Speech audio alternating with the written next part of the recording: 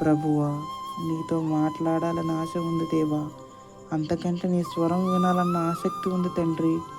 కానీ నీ స్వరం వినే అర్హత నాకు ఉందా అని బాధపడుతున్నావు కదా. అందుకే యోహాను సువార్త 10:27 వాక్యం మాట్లాడుతుంది కదా, నా గొర్రెలు నా స్వరం వినును. అంటే దేవుడు ఖచ్చితంగా మాట్లాడతాడు. కాకపోతే వినడానికి మన హృదయం సిద్ధంగా ఉండాలి. హృదయ సిద్ధత అంటే మనం పూర్ణ హృదయంతో, పూర్ణ ఆత్మతో, పూర్ణ మనస్సుతో ఎప్పుడైతే ప్రార్థనలో మనం దేవునితో మాట్లాడతామో అప్పుడు దేవుడు వాక్యం ద్వారా మనతో మాట్లాడతాడు.